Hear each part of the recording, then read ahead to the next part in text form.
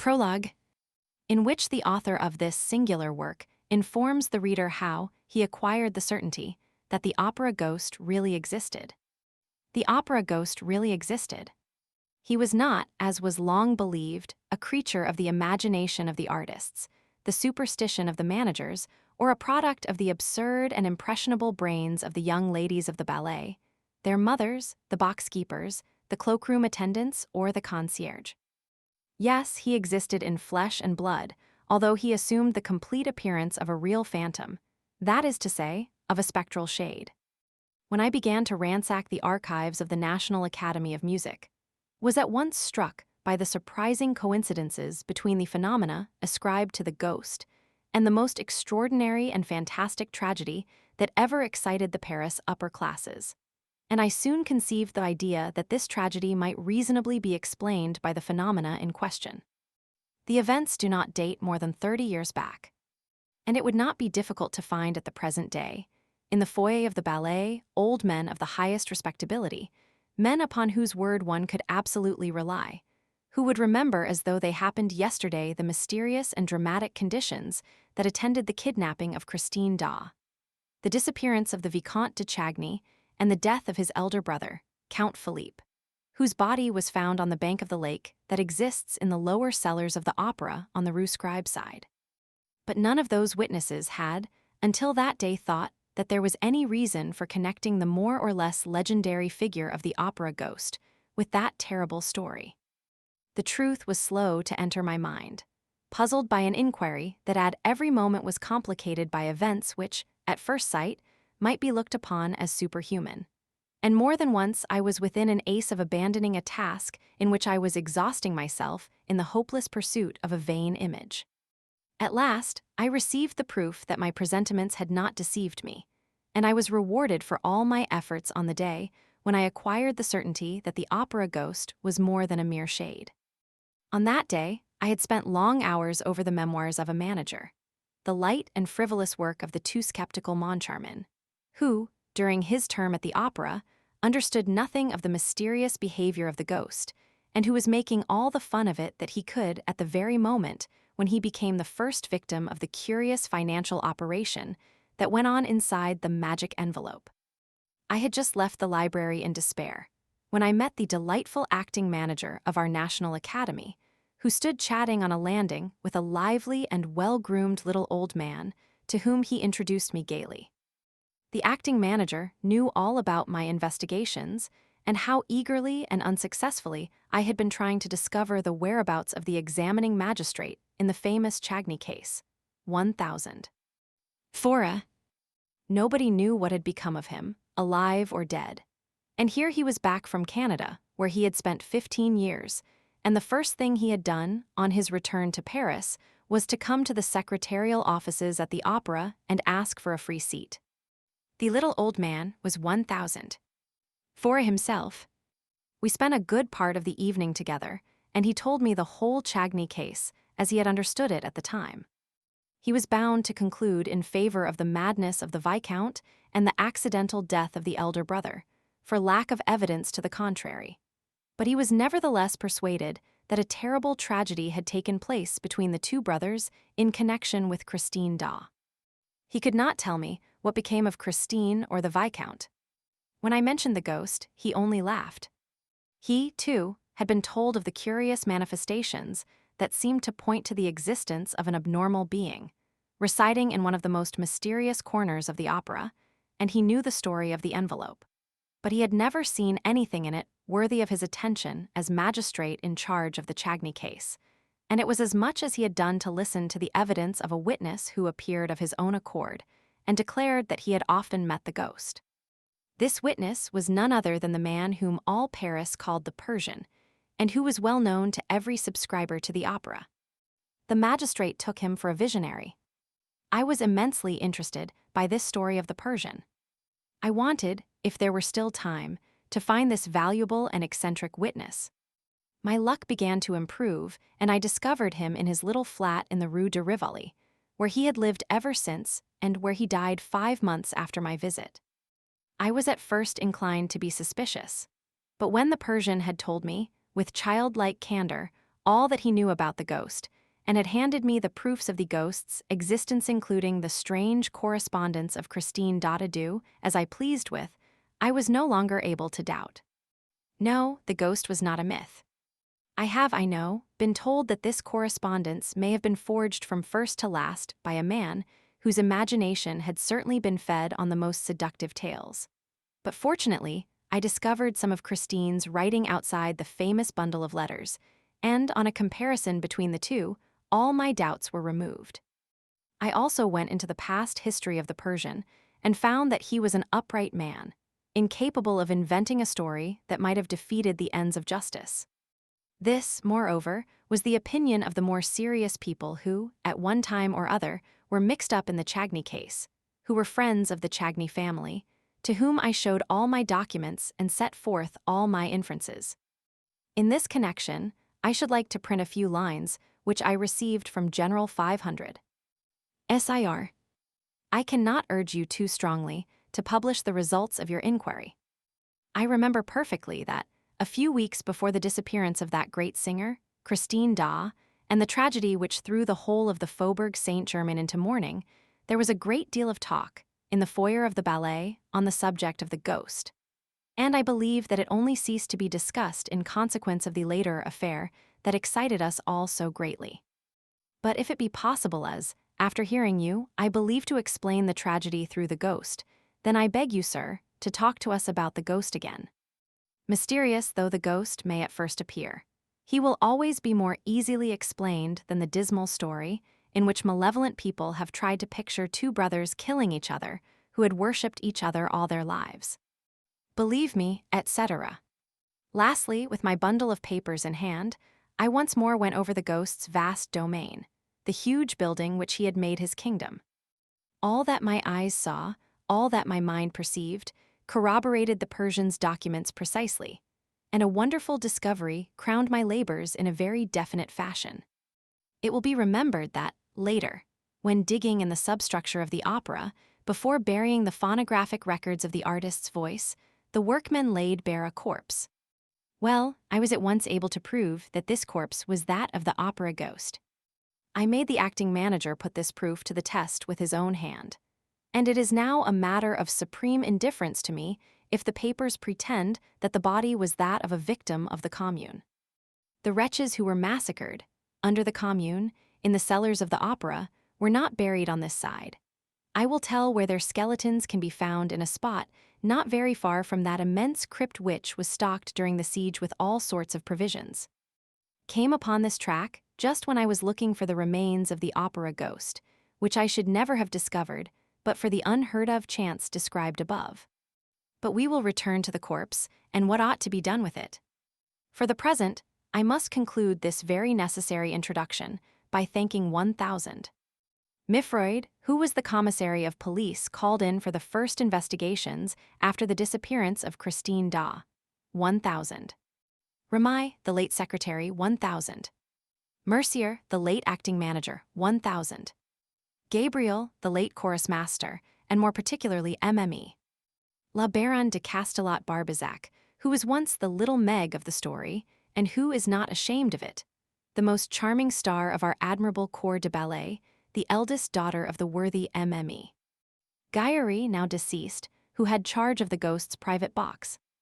All these were of the greatest assistance to me, and, thanks to them, I shall be able to reproduce those hours of sheer love and terror, in their smallest details, before the reader's eyes. And I should be ungrateful indeed if I omitted, while standing on the threshold of this dreadful and veracious story, to thank the present management, the opera, which has so kindly assisted me in all my inquiries, and 1000. Messenger in particular, together with 1000. Gabian, the acting manager, and that most amiable of men, the architect entrusted with the preservation of the building, who did not hesitate to lend me the works of Charles Garnier, although he was almost sure that I would never return them to him. Lastly, I must pay a public tribute to the generosity of my friend and former collaborator, 1000. J. Lacroze, who allowed me to dip into his splendid theatrical library and to borrow the rarest editions of books by which he set great store. Gaston Leroux. Chapter 1 is It the Ghost? It was the evening on which 2000. Debian and Poligny, the managers of the opera, were giving a last gala performance to mark their retirement. Suddenly, the dressing room of La Sorelli, one of the principal dancers, was invaded by half a dozen young ladies of the ballet, who had come up from the stage after dancing polyuked. They rushed in amid great confusion, some giving vent to forced and unnatural laughter, others to cries of terror. Sorelli, who wished to be alone for a moment to run through the speech which she was to make to the resigning managers, looked around angrily at the mad and tumultuous crowd. It was little Jams the girl with the tip-tilted nose, the forget-me-not eyes, the rose-red cheeks, and the lily-white neck and shoulders who gave the explanation in a trembling voice. "It's the ghost," and she locked the door. Sorelli's dressing room was fitted up with official, commonplace elegance. A pier glass, a sofa, a dressing table, and a cupboard or two provided the necessary furniture.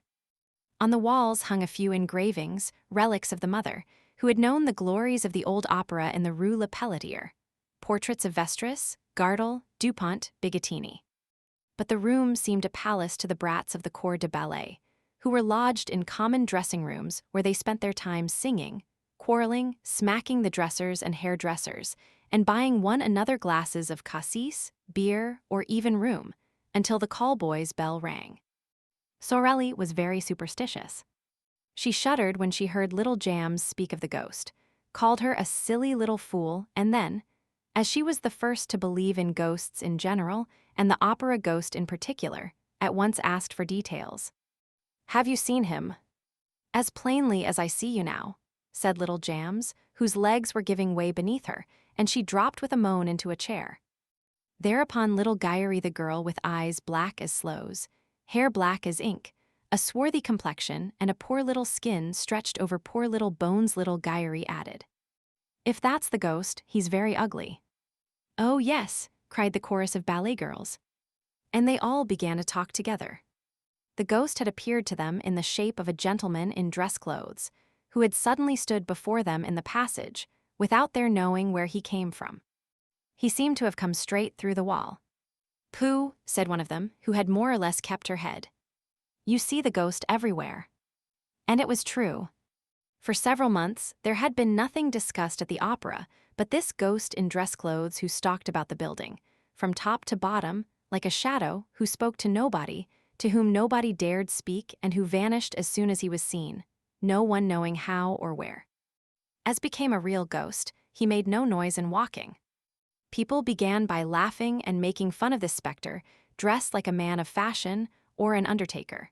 But the ghost legend soon swelled to enormous proportions among the corps de ballet. All the girls pretended to have met this supernatural being more or less often. And those who laughed the loudest were not the most at ease. When he did not show himself, he betrayed his presence or his passing by accident, comic or serious, for which the general superstition held him responsible.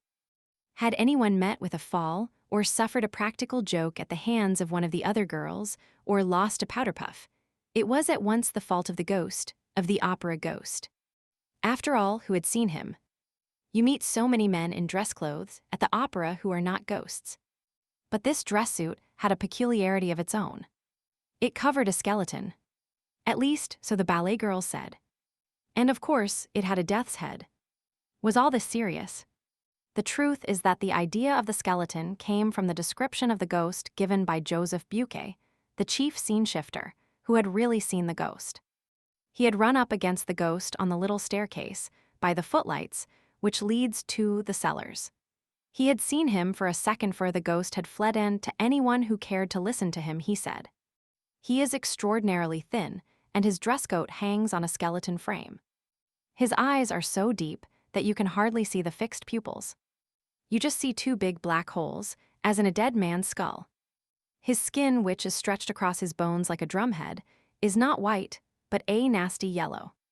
His nose is so little worth talking about that you can't see its side face, and the absence of that nose is a horrible thing to look at. All the hair he has is 3 or 4 long dark locks on his forehead and behind his ears. This chief scene shifter was a serious, sober, steady man, very slow at imagining things. His words were received with interest and amazement, and soon there were other people to say that they too had met a man in dress clothes with a death's head on his shoulders. Sensible men who had wind of the story began by saying that Joseph Buquet had been the victim of a joke played by one of his assistants. And then, one after the other, there came a series of incidents so curious and so inexplicable that the very shrewdest people began to feel uneasy. For instance, a fireman is a brave fellow. He fears nothing, least of all fire.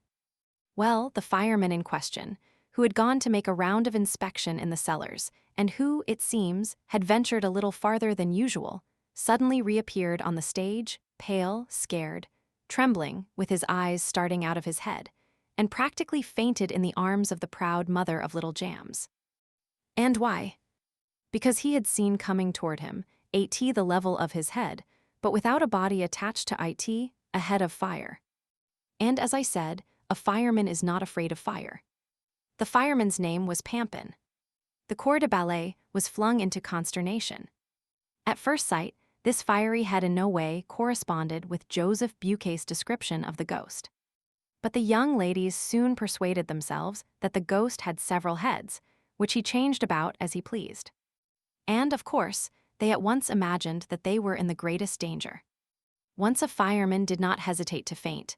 Leaders and front row and back row girls alike had plenty of excuses for the fright that made them quicken their pace when passing some dark corner or ill-lighted corridor. Sorelli herself, on the day after the adventure of the fireman, placed a horseshoe on the table in front of the stage doorkeeper's box, which everyone who entered the opera otherwise than as a spectator must touch before setting foot on the first tread of the staircase. This horseshoe was not invented by me any more than any other part of this story, alas, and may still be seen on the table in the passage outside the stage doorkeeper's box when you enter the opera through the court known as the Cour de l'Administration. To return to the evening in question. "It's the ghost," little Jams had cried. An agonizing silence now reigned in the dressing room. Nothing was heard but the hard breathing of the girls. At last, Jams, flinging herself upon the farthest corner of the wall, with every mark of real terror on her face, whispered, "Listen." Everybody seemed to hear a rustling outside the door. There was no sound of footsteps. It was like light silk sliding over the panel. Then it stopped. Sorelli tried to show more pluck than the others. She went up to the door and, in a quavering voice, asked, "Who's there?" But nobody answered. Then, feeling all eyes upon her, watching her last movement, she made an effort to show courage and said very loudly, "Is there anyone behind the door?" "Oh, yes, yes. Of course there is," cried that little dried plum of a Meg Guyary, heroically holding Sorelli back by her gauze skirt. "Whatever you do, don't open the door." "Oh, Lord, don't open the door." But Sorelli, armed with a dagger that never left her, turned the key and drew back the door, while the ballet girls retreated to the inner dressing room and Meg Guyary sighed. "Mother, Mother." Sorelli looked into the passage bravely. It was empty. A gas flame in its glass prison cast a red and suspicious light into the surrounding darkness, without succeeding in dispelling it. And the dancer slammed the door again, with a deep sigh. "No," she said, "there is no one there." "Still, we saw him," Jams declared, returning with timid little steps to her place beside Sorelli. "He must be somewhere prowling about. I shan't go back to dress. We had better all go down to the foyer together, at once, for the speech, and we will come up again together." And the child reverently touched the little coral finger ring which she wore as a charm against bad luck, while Sorelli, stealthily, with the tip of her pink right thumbnail, made a St. Andrew's cross on the wooden ring which adorned the fourth finger of her left hand. She said to the little ballet girls, "Come, children, pull yourselves together. I dare say no one has ever seen the ghost." "Yes, yes, we saw him just now," cried the girls. "He had his death's head and his dress coat, just as when he appeared to Joseph Buquet." "And Gabriel saw him too," said Jams. "Only yesterday. Yesterday afternoon in broad daylight. Gabriel, the chorus master." "Why, yes, didn't you know? And he was wearing his dress clothes, in broad daylight." "Who?" Gabriel. Why know the ghost? Certainly. Gabriel told me so himself. That's what he knew him by. Gabriel was in the stage manager's office. Suddenly the door opened, and the Persian entered. You know the Persian has the evil eye. Oh, yes, answered the little ballet girls in chorus, warding off ill luck by pointing their forefinger and little finger at the absent Persian, while their second and third fingers were bent on the palm and held down by the thumb. And you know how superstitious Gabriel is, continued Jams. However, he is always polite. When he meets the Persian, he just puts his hand in his pocket and touches his keys. Well, the moment the Persian appeared in the doorway, Gabriel gave one jump from his chair to the lock of the cupboard, so as to touch iron. In doing so, he tore a whole skirt of his overcoat on a nail. Hurrying to get out of the room, he banged his forehead against a hat peg and gave himself a huge bump. Then, suddenly stepping back, he skinned his arm on the screen near the piano. He tried to lean on the piano, but the lid fell on his hands and crushed his fingers. He rushed out of the office like a madman, slipped on the staircase, and came down the whole of the first flight on his back. I was just passing with Mother. We picked him up. He was covered with bruises, and his face was all over blood. We were frightened out of our lives, but all at once, he began to thank Providence that he had got off so cheaply. Then he told us what had frightened him. He had seen the ghost behind the Persian, the ghost with the death's head just like Joseph Buquet's description. Jams had told her story ever so quickly, as though the ghost were at her heels, and was quite out of breath at the finish. A silence followed, while Sorelli polished her nails in great excitement. It was broken by little Guyery, who said, Joseph Buquet would do better to hold his tongue. Why should he hold his tongue? Asked somebody. That's Mother's opinion, replied Meg, lowering her voice and looking all about her as though fearing lest other ears than those present might overhear. And why is it your mother's opinion? Hush. Mother says the ghost doesn't like being talked about. And why does your mother say so? Because nothing. This reticence exasperated the curiosity of the young ladies, who crowded round little Guyery, begging her to explain herself. They were there, side by side, leaning forward simultaneously in one movement of entreaty and fear, communicating their terror to one another, taking a keen pleasure in feeling their blood freeze in their veins. I swore not to tell, gasped Meg. But they left her no peace and promised to keep the secret, until Meg, burning to say all she knew, began, with her eyes fixed on the door. Well, it's because of the private box. What private box? The ghost's box. Has the ghost a box? Oh, do tell us, do tell us. Not so loud, said Meg. It's box 5, you know, the box on the grand tier, next to the stage box on the left. Oh, nonsense. I tell you it is. Mother has charge of it. But you swear you won't say a word. Of course, of course. Well, that's the ghost's box. No one has had it for over a month, except the ghost, and orders have been given at the box office that it must never be sold. And does the ghost really come there? Yes. Then somebody does come. Why, no. The ghost comes, but there is nobody there. The little ballet girls exchanged glances. If the ghost came to the box, he must be seen, because he wore a dress coat and a death's head. This was what they tried to make Meg understand, but she replied, That's just it. The ghost is not seen. And he has no dress coat and no head. All that talk about his death's head and his head of fire is nonsense. There's nothing in it. You only hear him when he is in the box. Mother has never seen him, but she has heard him. Mother knows because she gives him his program. Sorelli interfered. Guyery, child, you're getting at us. Thereupon little Guyery began to cry. I ought to have held my tongue if Mother ever came to know. But I was quite right. Joseph Buquet had no business to talk of things that don't concern him. It will bring him bad luck, Mother was saying so last night. There was a sound of hurried and heavy footsteps in the passage, and a breathless voice cried, Cecile. Cecile. Are you there? It's Mother's voice, said Jams. What's the matter? She opened the door.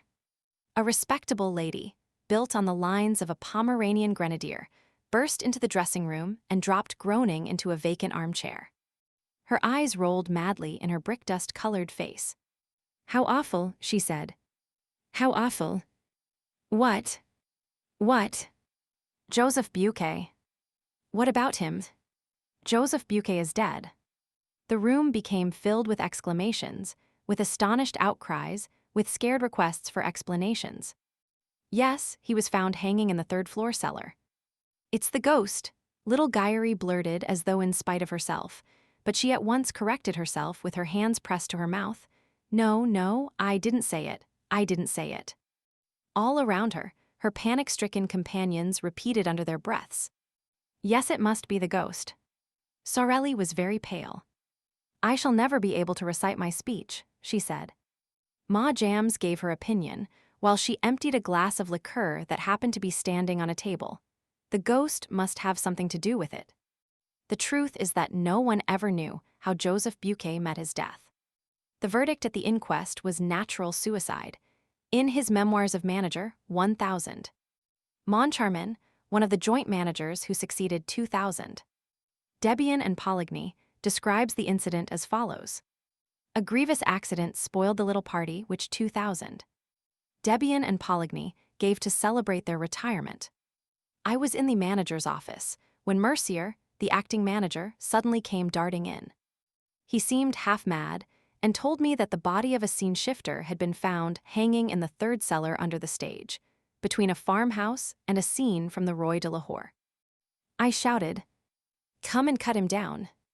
By the time I had rushed down the staircase and the Jacob's ladder, the man was no longer hanging from his rope. So this is an event which 1000. Moncharmin thinks natural. A man hangs at the end of a rope, they go to cut him down, the rope has disappeared. Oh, 1000. Moncharmin found a very simple explanation. Listen to him. It was just after the ballet, and leaders and dancing girls lost no time in taking their precautions against the evil eye. There you are. Picture the corps de ballet scuttling down the Jacob's ladder and dividing the suicides rope among themselves in less time than it takes to write. When, on the other hand, I think of the exact spot where the body was discovered, the third cellar underneath the stage, imagine that somebody must have been interested in seeing that the rope disappeared after it had effected its purpose, and time will show if I am wrong. The horrid news soon spread all over the opera, where Joseph Buquet was very popular. The dressing rooms emptied and the ballet girls, crowding around Sorelli like timid sheep around their shepherdess, made for the foyer through the ill-lit passages and staircases, trotting as fast as their little pink legs could carry them. I have the anecdote, which is quite authentic, from 1000. Pedro Gailhard himself, the late manager of the opera. Chapter 2, The New Margarita. On the first landing, Sorelli ran against the Count de Chagny, who was coming upstairs. The Count, who was generally so calm, seemed greatly excited. "I was just going to you," he said, taking off his hat. "Oh, Sorelli, what an evening." "And Christine Daaé, what a triumph." "Impossible," said Meg Guyery. 6 months ago, she used to sing like a crock. "But do let us get by, my dear Count," continues the brat with a saucy curtsy. "We are going to inquire after a poor man who was found hanging by the neck." Just then the acting manager came fussing past and stopped when he heard this remark. "What?" he exclaimed roughly. "Have you girls heard already? Well, please forget about it for tonight, and above all don't let 1000. Debian and 1000. Poligny here, it would upset them too much on their last day." They all went on to the foyer of the ballet, which was already full of people. The Count de Chagny was right. No gala performance ever equaled this one. All the great composers of the day had conducted their own works in turns. Fora and Cross had sung, and on that evening Christine Daaé had revealed her true self, for the first time, to the astonished and enthusiastic audience.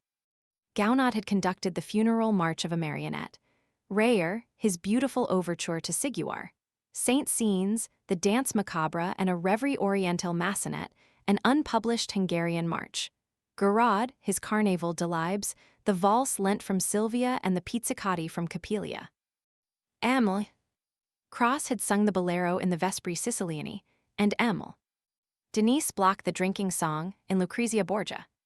But the real triumph was reserved for Christine Daaé, who had begun by singing a few passages from Romeo and Juliet. It was the first time that the young artist sang in this work of Gounod, which had not been transferred to the opera and which was revived at the Opéra Comique after it had been produced at the Old Théâtre Lyrique by Mme. Carvalho. Those who heard her say that her voice, in these passages, was seraphic. But this was nothing to the superhuman notes that she gave forth in the prison scene and the final trio in Faust, which she sang in the place of La Carlotta, who was ill. No one had ever heard or seen anything like it.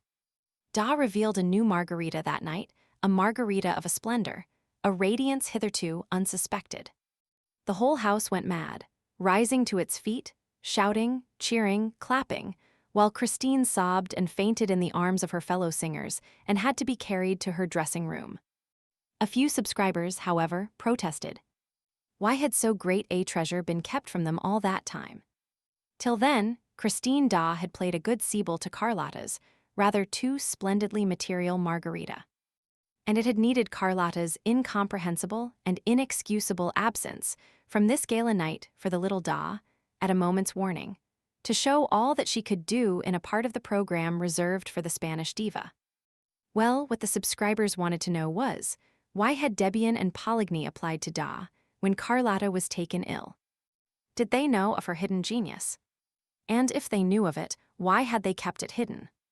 And why had she kept it hidden? Oddly enough, she was not known to have a professor of singing at that moment.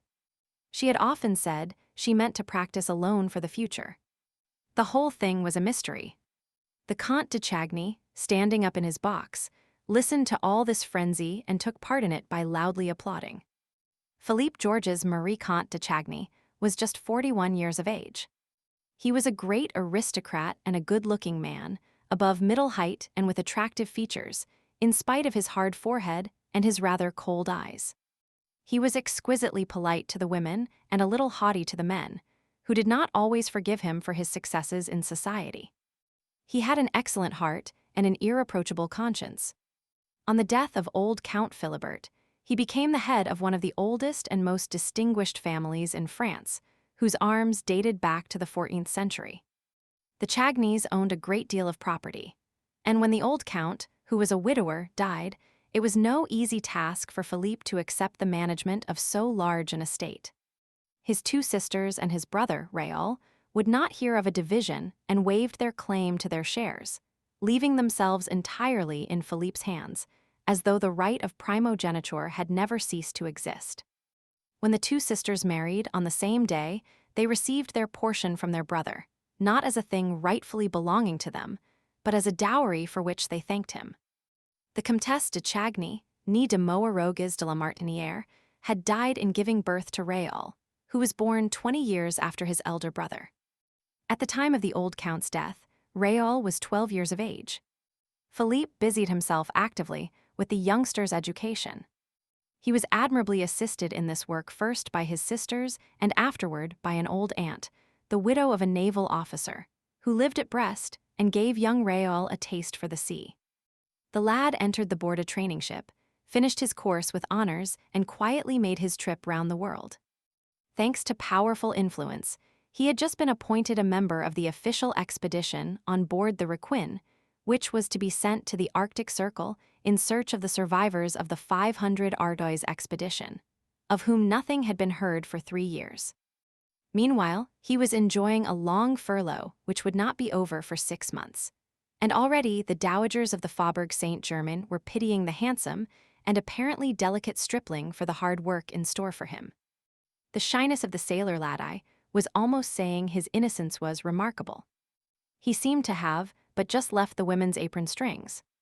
As a matter of fact, petted as he was by his two sisters and his old aunt, he had retained from this purely feminine education manners that were almost candid and stamped with a charm that nothing had yet been able to sully.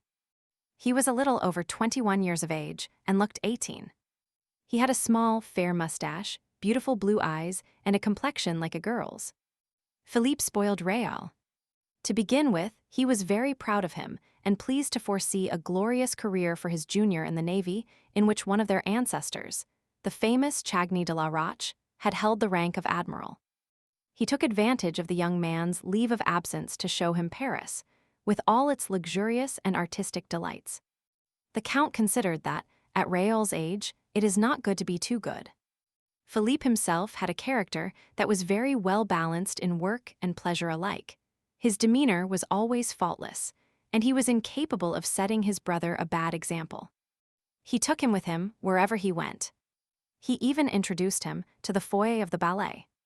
I know that the Count was said to be on terms with Sorelli, but it could hardly be reckoned as a crime for this nobleman, a bachelor with plenty of leisure, especially since his sisters were settled, to come and spend an hour or two after dinner in the company of a dancer, who, though not so very, very witty, had the finest eyes that ever were seen.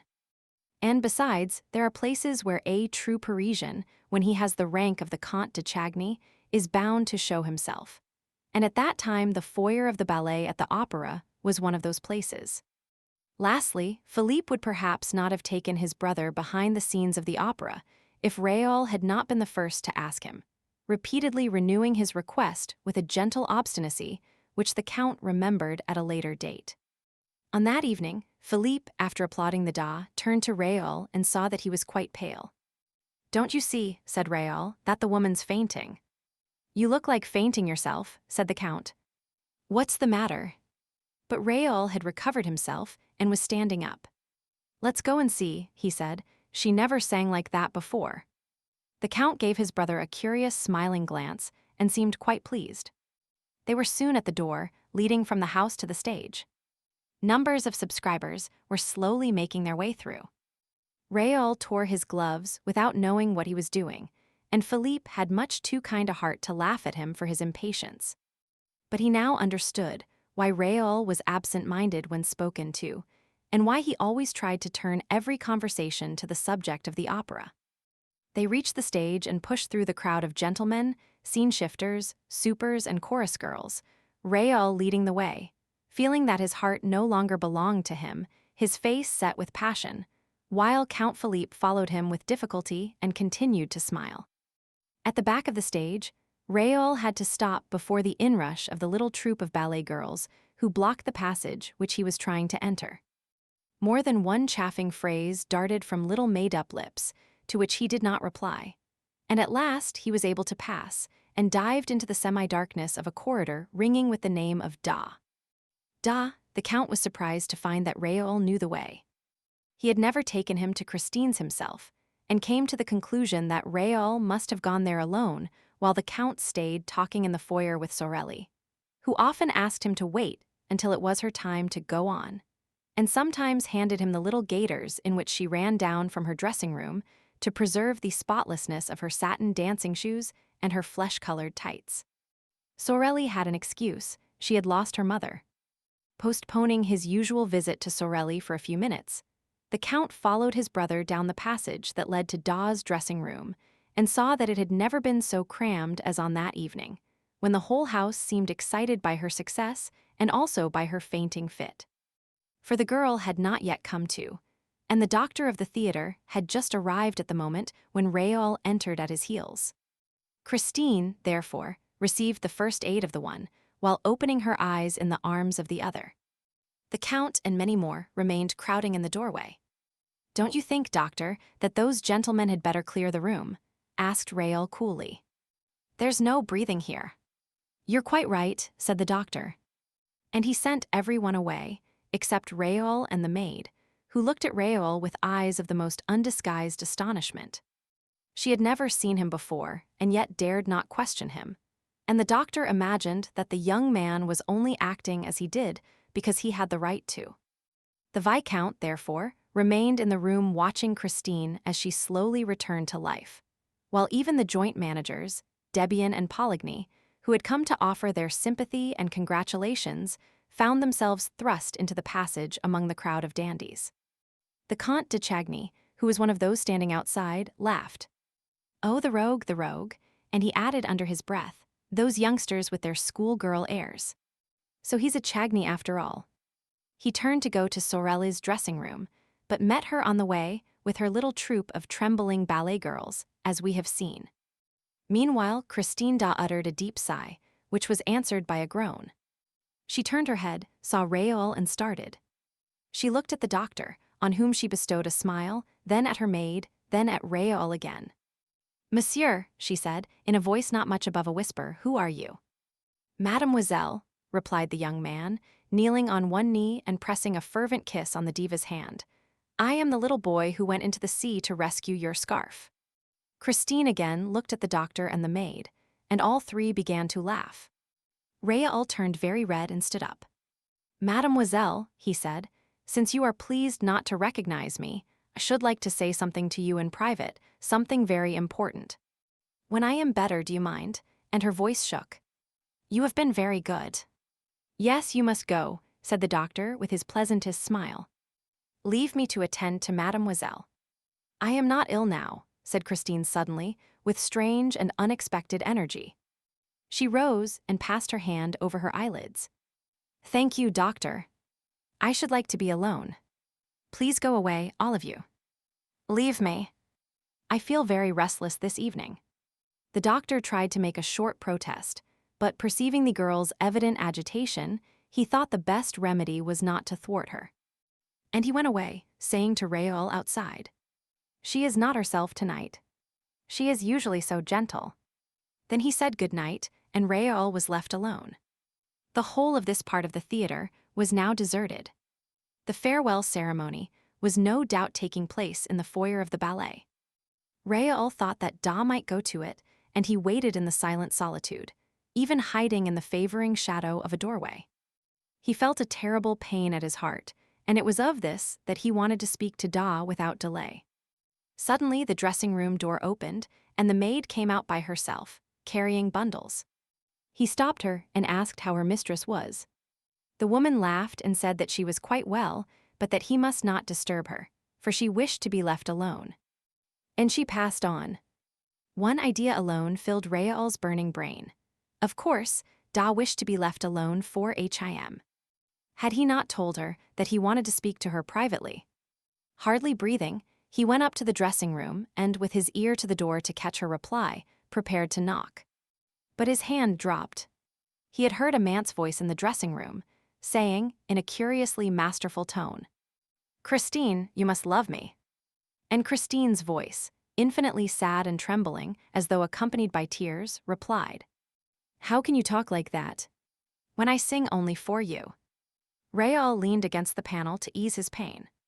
His heart, which had seemed gone forever, returned to his breast and was throbbing loudly. The whole passage echoed with its beating, and Raoul's ears were deafened. Surely, if his heart continued to make such a noise, they would hear it inside. They would open the door, and the young man would be turned away in disgrace. What a position for Chagny! To be caught listening behind a door. He took his heart in his two hands to make it stop. The man's voice spoke again. "Are you very tired?" "Oh, tonight I gave you my soul and I am dead," Christine replied. "Your soul is a beautiful thing, child," replied the grave man's voice, "and I thank you. No emperor ever received so fair a gift." The angels wept tonight. Raoul heard nothing after that.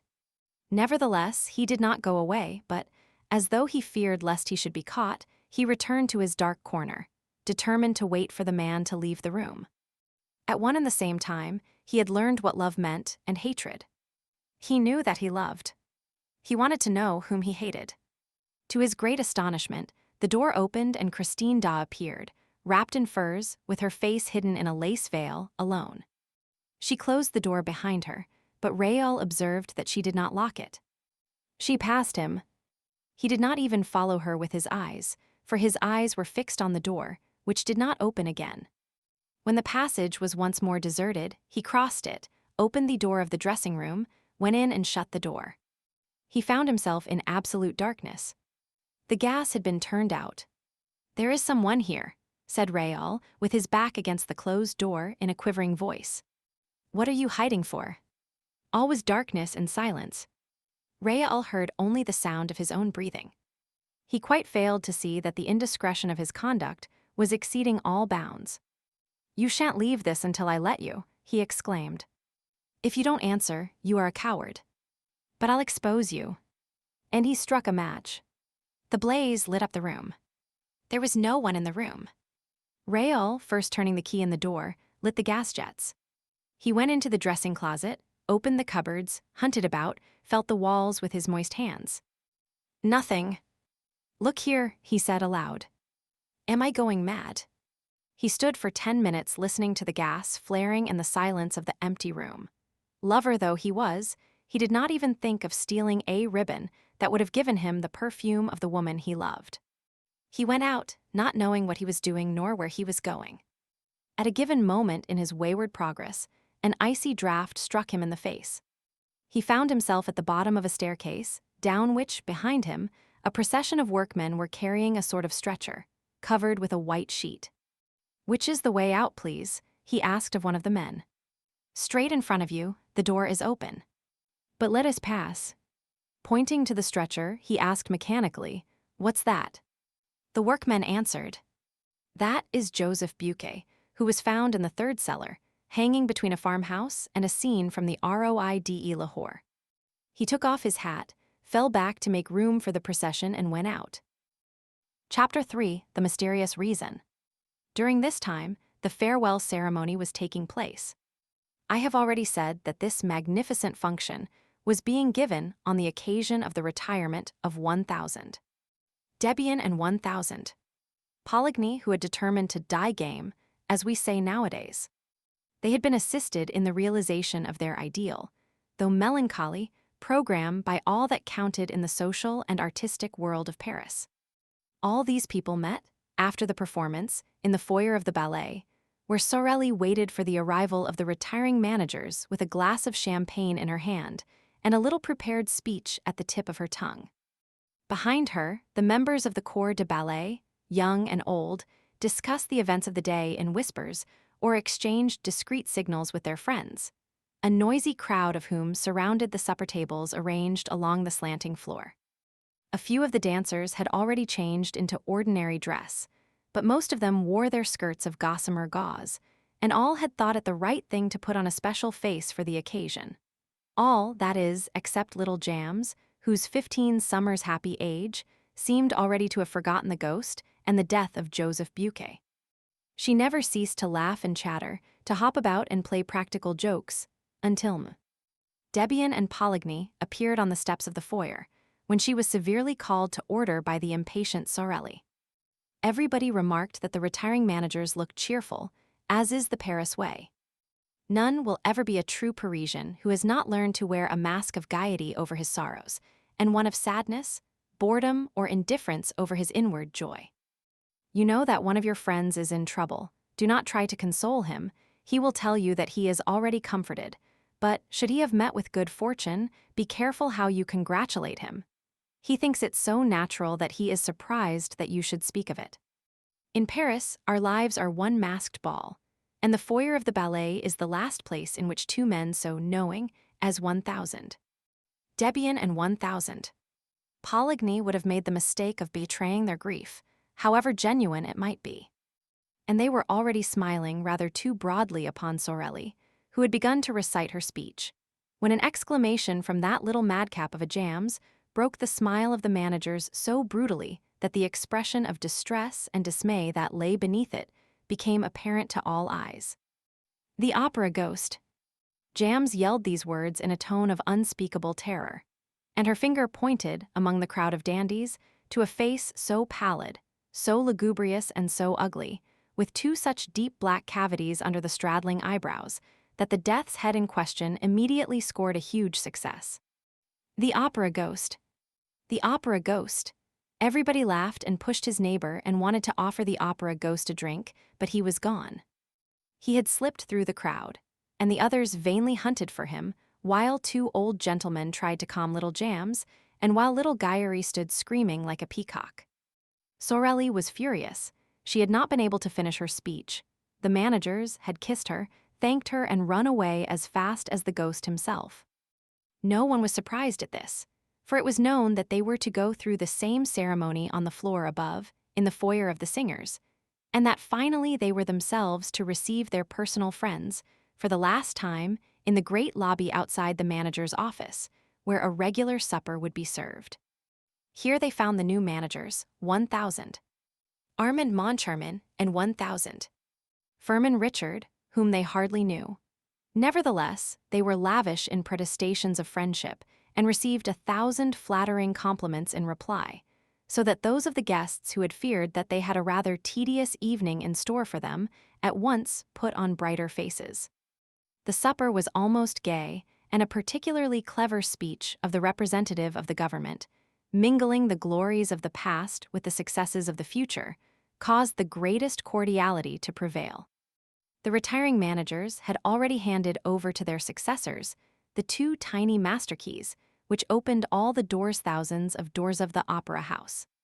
And those little keys, the object of general curiosity, were being passed from hand to hand, when the attention of some of the guests was diverted by their discovery, at the end of the table, of that strange, wan, and fantastic face with the hollow eyes, which had already appeared in the foyer of the ballet and been greeted by little Jam's exclamation. The opera ghost.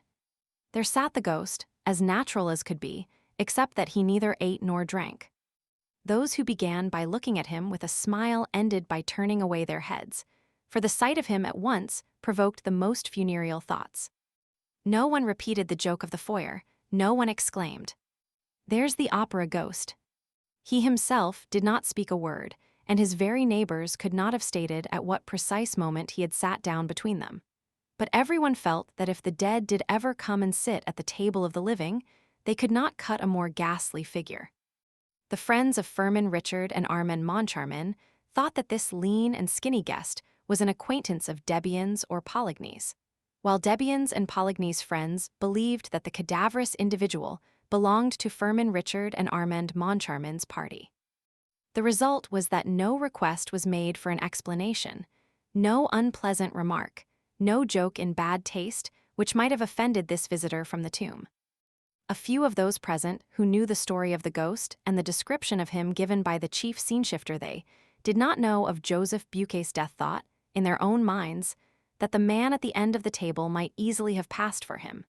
And yet, according to the story, the ghost had no nose and the person in question had. But 1,000. Moncharmin declares in his memoirs that the guest's nose was transparent. Long, thin, and transparent are his exact words. I, for my part, will add that this might very well apply to a false nose. 1,000. Moncharmin may have taken for transparency what was only shininess. Everybody knows that orthopedic science provides beautiful false noses for those who have lost their noses naturally or as the result of an operation. Did the ghost really take a seat at the manager's supper table that night, uninvited? And can we be sure that the figure was that of the opera ghost himself? Who would venture to assert as much? I mention the incident, not because I wish for a second to make the reader believe or even to try to make him believe that the ghost was capable of such a sublime piece of impudence, but because, after all, the thing is impossible. 1,000. Armand Moncharmin, in Chapter 11 of his memoirs, says, "When I think of this first evening, I cannot separate the secret confided to us by 2,000. Debien and Poligny in their office from the presence at our supper of that ghostly person whom none of us knew. What happened was this, Debien and Poligny, sitting at the center of the table, had not seen the man with the death's head. Suddenly he began to speak. The ballet girls are right, he said. The death of that poor Buquet is perhaps not so natural as people think. Debien and Poligny gave a start. Is Buquet dead? They cried. Yes, replied the man, or the shadow of a man, quietly. He was found, this evening, hanging in the third cellar between a farmhouse and a scene from the Roi de Lahore. The two managers, or rather ex-managers, at once rose and stared strangely at the speaker. They were more excited than they need have been, that is to say, more excited than anyone need be by the announcement of the suicide of a chief scene-shifter. They looked at each other. They had both turned whiter than the tablecloth. At last, Debien made a sign to him. Richard and Moncharmin. Poligny muttered a few words of excuse to the guests, and all four went into the manager's office. I leave 1,000. Moncharmin to complete the story. In his memoirs, he says, Debian and Poligny seemed to grow more and more excited, and they appeared to have something very difficult to tell us. First, they asked us if we knew the man, sitting at the end of the table, who had told them of the death of Joseph Buquet, and when we answered in the negative, they looked still more concerned. They took the master keys from our hands, stared at them for a moment, and advised us to have new locks made, with the greatest secrecy, for the rooms, closets, and presses that we might wish to have hermetically closed. They said this so funnily that we began to laugh and to ask if there were thieves at the opera. They replied that there was something worse, which was the ghost. We began to laugh again, feeling sure that they were indulging in some joke that was intended to crown our little entertainment. Then, at their request, we became serious, resolving to humor them and to enter into the spirit of the game. They told us that they never would have spoken to us of the ghost, if they had not received formal orders from the ghost himself to ask us to be pleasant to him and to grant any request that he might make. However, in their relief at leaving a domain where that tyrannical shade held sway, they had hesitated until the last moment to tell us this curious story, which our skeptical minds were certainly not prepared to entertain. But the announcement of the death of Joseph Buquet had served them as a brutal reminder that, whenever they had disregarded the ghost's wishes, some fantastic or disastrous event had brought them to a sense of their dependence. During these unexpected utterances made in a tone of the most secret and important confidence, I looked at Richard. Richard, in his student days, had acquired a great reputation for practical joking, and he seemed to relish the dish which was being served up to him in his turn. He did not miss a morsel of it, though the seasoning was a little gruesome because of the death of Buquet. He nodded his head sadly, while the others spoke, and his features assumed the air of a man who bitterly regretted having taken over the opera, now that he knew that there was a ghost mixed up in the business. I could think of nothing better than to give him a servile imitation of this attitude of despair. However, in spite of all our efforts, we could not, at the finish, help bursting out laughing in the faces of 2,000. Debian and Poligny, who, seeing us pass straight from the gloomiest state of mind to one of the most insolent merriment, acted as though they thought that we had gone mad. The joke became a little tedious, and Richard asked half seriously and half in jest, "But after all, what does this ghost of yours want?" 1,000. Poligny went to his desk and returned with a copy of the memorandum book. The memorandum book begins with the well-known words saying that the management of the opera shall give to the performance of the National Academy of Music the splendor that becomes the first lyric stage in France, and ends with Clause 98, which says that the privilege can be withdrawn if the manager infringes the conditions stipulated in the memorandum book. This is followed by the conditions, which are 4 in number. The copy produced by 1,000. Poligny was written in black ink and exactly similar to that in our possession, except that, at the end, it contained a paragraph in red ink and in a queer, labored handwriting, as though it had been produced by dipping the heads of matches into the ink, the writing of a child that has never got beyond the downstrokes and has not learned to join its letters. This paragraph ran, word for word, as follows. 5. Or if the manager, in any month, delay for more than a fortnight the payment of the allowance which he shall make to the opera ghost, an allowance of 20,000 francs a month, say 240,000 francs a year. 1,000. Poligny pointed with a hesitating finger to this last clause, which we certainly did not expect. Is this all? Does he not want anything else? Asked Richard with the greatest coolness. Yes, he does, replied Poligny.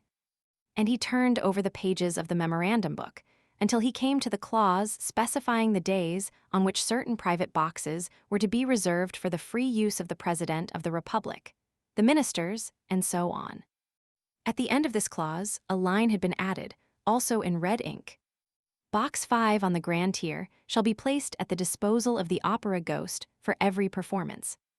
When we saw this, there was nothing else for us to do but to rise from our chairs, shake our 2 predecessors warmly by the hand, and congratulate them on thinking of this charming little joke, which proved that the old French sense of humor was never likely to become extinct. Richard added that he now understood why 2000. Debian and Poligny were retiring from the management of the National Academy of Music. Business was impossible with so unreasonable a ghost. Certainly, 240,000 francs are not be picked up for the asking, said 1,000. Poligny, without moving a muscle of his face. And have you considered what the loss over Box 5 meant to us? We did not sell it once, and not only that, but we had to return the subscription. Why, it's awful. We really can't work to keep ghosts. We prefer to go away. Yes, echoed 1,000. Debian, we prefer to go away. Let us go. And he stood up. Richard said, but after all, it seems to me that you were much too kind to the ghost. If I had such a troublesome ghost as that, I should not hesitate to have him arrested. But how? Where? They cried in chorus. We have never seen him. But when he comes to his box, we have never seen him in his box. Then sell it. Sell the opera ghost's box. Well, gentlemen, try it. Thereupon we all four left the office. Richard and I had never laughed so much in our lives. Chapter 4, Box 5. Armand Moncharmin wrote such voluminous memoirs during the fairly long period of his co-management that we may well ask if he ever found time to attend to the affairs of the opera otherwise than by telling what went on there. 1000. Moncharmin did not know a note of music, but he called the Minister of Education and Fine Arts by his Christian name, had dabbled a little in society journalism, and enjoyed a considerable private income. Lastly, he was a charming fellow and showed that he was not lacking in intelligence. For, as soon as he made up his mind to be a sleeping partner in the opera, he selected the best possible active manager and went straight to Firmin Richard. Firmin Richard was a very distinguished composer, who had published a number of successful pieces of all kinds, and who liked nearly every form of music and every sort of musician. Clearly, therefore, it was the duty of every sort of musician to like 1000. Firmin Richard. The only things to be said against him were that he was rather masterful in his ways, and endowed with a very hasty temper. The first few days which the partners spent at the opera were given over to the delight of finding themselves the head of so magnificent an enterprise, and they had forgotten all about that curious, fantastic story of the ghost, when an incident occurred that proved to them that the joke it was not over. 1000. Firmin Richard reached his office that morning at 11 o'clock. His secretary, 1000. Ramay, showed him half a dozen letters which he had not opened because they were marked private. One of the letters had at once attracted Richard's attention, not only because the envelope was addressed in red ink, but because he seemed to have seen the writing before. He soon remembered that it was the red handwriting in which the memorandum book had been so curiously completed. He recognized the clumsy, childish hand. He opened the letter and read, "Dear Mr. Manager, I am sorry to have to trouble you at a time when you must be so very busy, renewing important engagements, signing fresh ones, and generally displaying your excellent taste. I know what you have done for Carlotta, Sorelli, and Little Jams, and for a few others whose admirable qualities of talent or genius you have suspected. Of course, when I use these words, I do not mean to apply them to La Carlotta, who sings like a squirt and who ought never to have been allowed to leave the Ambassadeurs and the Café Jacquin, nor to La Sorelli, who owes her success mainly to the coach builders, nor to Little Jams, who dances like a calf in a field. And I am not speaking of Christine Daaé either, though her genius is certain, whereas your jealousy prevents her from creating any important part. When all is said, you are free to conduct your little business as you think best, are you not? All the same, I should like to take advantage of the fact that you have not yet turned Christine Daaé out of doors by hearing her this evening in the part of Sibyl, as that of Margarita has been forbidden her since her triumph of the other evening. And I will ask you not to dispose of my box today nor on the following days, for I cannot end this letter without telling you how disagreeably surprised I have been once or twice to hear, on arriving at the opera, that my box had been sold at the box office by your orders. I did not protest, first, because I dislike scandal, and second, because I thought that your predecessors, 2000. Debian and Poligny, who were always charming to me, had neglected, before leaving, to mention my little fads to you. I have now received a reply from those gentlemen to my letter asking for an explanation, and this reply proves that you know all about my memorandum book, and, consequently, that you are treating me with outrageous contempt. If you wish to live in peace, you must not begin by taking away my private box. Believe me to be, dear Mr. Manager, without prejudice to these little observations, your most humble and obedient servant, Opera Ghost. The letter was accompanied by a cutting from the agony column of the Revue Theatrale, which ran, "Oh, gee, there is no excuse for R. And 1,000. We told them and left your memorandum book in their hands. Kind regards, 1,000. Firmin Richard had hardly finished reading this letter when 1,000. Armand Moncharmin entered, carrying one exactly similar. They looked at each other and burst out laughing. They are keeping up the joke, said 1,000. Richard, but I don't call it funny. What does it all mean? Asked 1,000. Moncharmin. Do they imagine that, because they have been managers of the opera, we are going to let them have a box for an indefinite period? I am not in the mood to let myself be laughed at long, said Firmin Richard. It's harmless enough, observed Armand Moncharmin. What is it they really want? A box for tonight. 1,000. Firmin Richard told his secretary to send box 5 on the Grand Tier tomb. Debian and Poligny, if it was not sold. It was not. It was sent off to them. Debian lived at the corner of the Rue Scribe and the Boulevard des Capucines, Poligny in the Rue Auber. Oh. Ghost's 2 letters had been posted at the Boulevard des Capucines post office, as Moncharmin remarked after examining the envelopes. You see, said Richard. They shrugged their shoulders and regretted that 2 men of that age should amuse themselves with such childish tricks.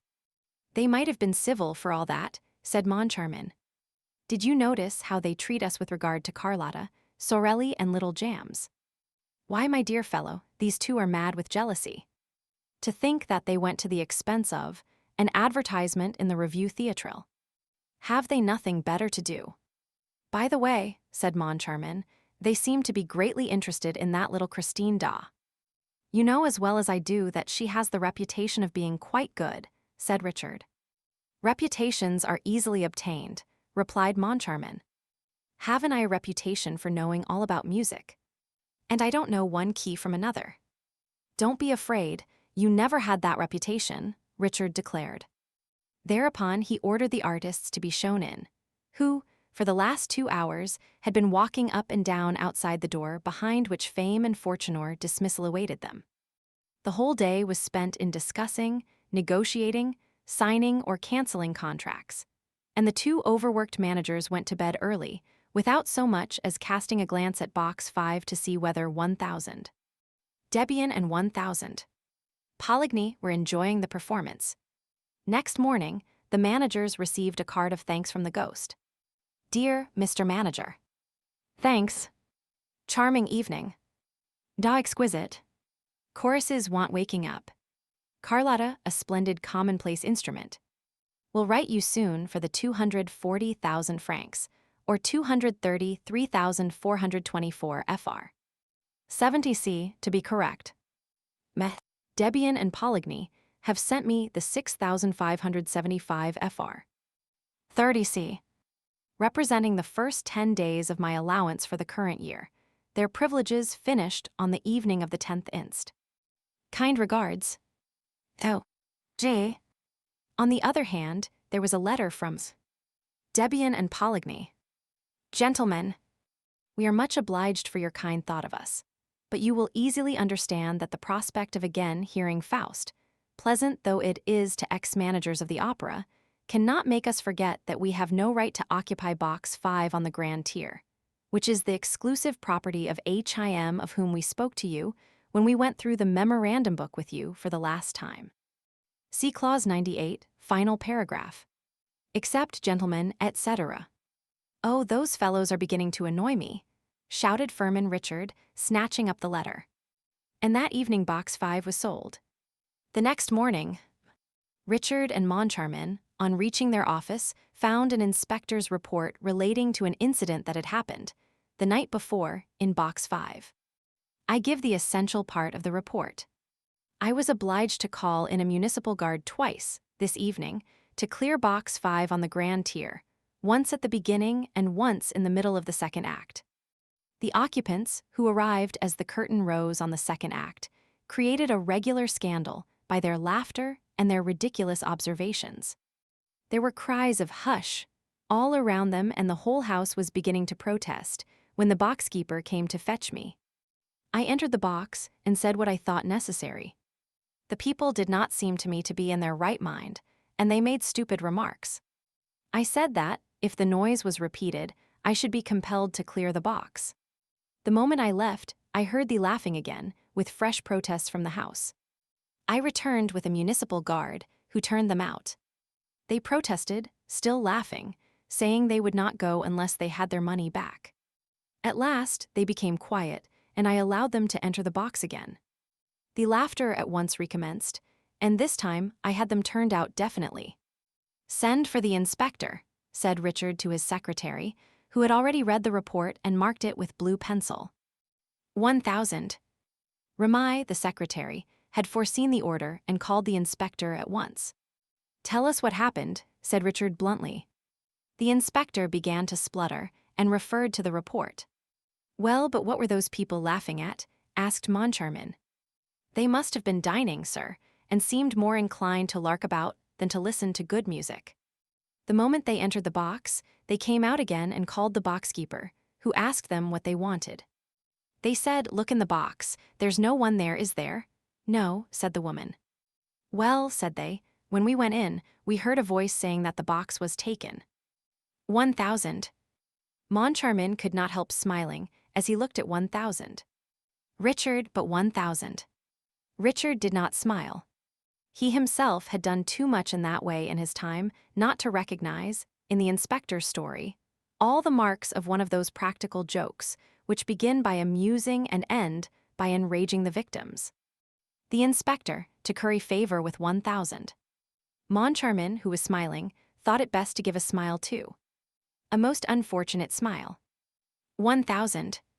Richard glared at his subordinate, who thenceforth made it his business to display a face of utter consternation. "However, when the people arrived," roared Richard, "there was no one in the box, was there? Not a soul, sir, not a soul. Nor in the box on the right, nor in the box on the left. Not a soul, sir, I swear. The boxkeeper told it me often enough, which proves that it was all a joke." "Oh, you agree, do you?" said Richard. "You agree. It's a joke. And you think it funny, no doubt. I think it in very bad taste, sir." "And what did the boxkeeper say?" "Oh, she just said that it was the opera ghost. That's all she said." And the inspector grinned.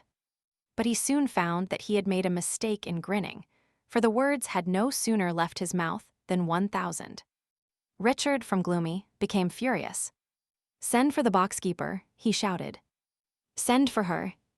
This minute. This minute. And bring her in to me here. And turn all those people out." The inspector tried to protest, but Richard closed his mouth with an angry order to hold his tongue. Then, when the wretched man's lips seemed shut forever, the manager commanded him to open them once more. "Who is this opera ghost?" he snarled. But the inspector was by this time incapable of speaking a word. He managed to convey, by a despairing gesture, that he knew nothing about it, or rather that he did not wish to know. "Have you ever seen him? Have you seen the opera ghost?" The inspector, by means of a vigorous shake of the head, denied ever having seen the ghost in question. "Very well," said 1,000. Richard coldly. The inspector's eyes started out of his head, as though to ask why the manager had uttered that ominous, "Very well." "Because I'm going to settle the account of anyone who has not seen him," explained the manager. "As he seems to be everywhere, I can't have people telling me that they see him nowhere. I like people to work for me when I employ them." Having said this, 1,000. Richard paid no attention to the inspector and discussed various matters of business with his acting manager, who had entered the room meanwhile. The inspector thought he could go and was gently so gently, sidling toward the door when 1000. Richard nailed the man to the floor with a thundering, "Stay where you are." 1000. Remy had sent for the boxkeeper to the Rue de Provence, close to the opera, where she was engaged as a porteress. She soon made her appearance. "What's your name?" "Mme. Guyery." "You know me well enough, sir. I'm the mother of little Guyery, little Meg, what?" This was said in so rough and solemn a tone that, for a moment, 1000. Richard was impressed. He looked at Mme. Guyery in her faded shawl, her worn shoes, her old taffeta dress and dingy bonnet. It was quite evident from the manager's attitude that he either did not know or could not remember having met Mme. Guyery, nor even little Guyery, nor even little Meg, but Mme. Guyery's pride was so great that the celebrated boxkeeper imagined that everybody knew her. "Never heard of her," the manager declared. "But that's no reason, Mme. Guyery, why I shouldn't ask you what happened last night to make you and the inspector call in a municipal guard. I was just wanting to see you, sir, and talk to you about it, so that you mightn't have the same unpleasantness as 1000. Debian and 1000. Poligny. They wouldn't listen to me either, at first. I'm not asking you about all that. I'm asking what happened last night." Mme. Guyery turned purple with indignation. Never had she been spoken to like that. She rose as though to go, gathering up the folds of her skirt and waving the feathers of her dingy bonnet with dignity. But changing her mind, she sat down again and said, in a haughty voice, "I'll tell you what happened." The ghost was annoyed again. Thereupon, as 1000. Richard was on the point of bursting out, 1000. Moncharmin interfered and conducted the interrogatory, whence it appeared that Mme. Guyery thought it quite natural that a voice should be heard to say that a box was taken when there was nobody in the box. She was unable to explain this phenomenon, which was not new to her, except by the intervention of the ghost. Nobody could see the ghost in his box, but everybody could hear him. She had often heard him, and they could believe her, for she always spoke the truth. They could ask 1000. Debian and 1000. Poligny and anybody who knew her, and also 1000.